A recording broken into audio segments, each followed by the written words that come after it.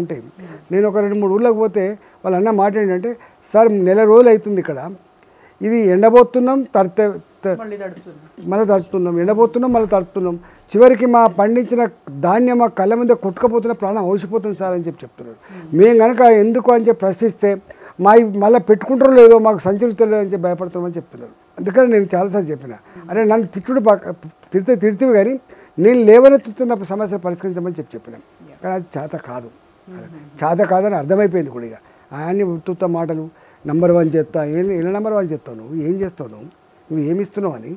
నేను ప్రతిపక్ష పార్టీ, నేను 25 ఏళ్ళుగా ఉన్నోడిని, అధికారం చూసినోడిని, ఉద్యమాలలో ఉన్నాను, ఇప్పుడు మళ్ళీ ఎంపీగా ఉన్నా, కాబట్టి న్యాచురల్గా నేను అడుగుతూనే ఉంటా.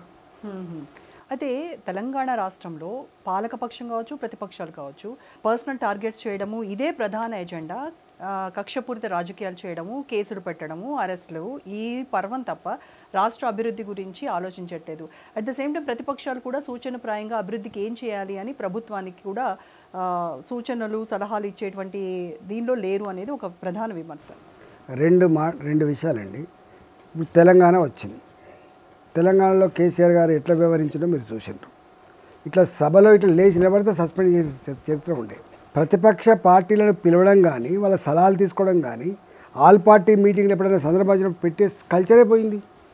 అంతకంటే ముందు వడ్ల కొనుగోళ్ళు అనగానే అన్ని పార్టీలతో మీటింగ్ పెట్టేది, లేకపోతే అన్ని పార్టీల ఫ్లోర్ లీడర్తో మీటింగ్ పెట్టేది.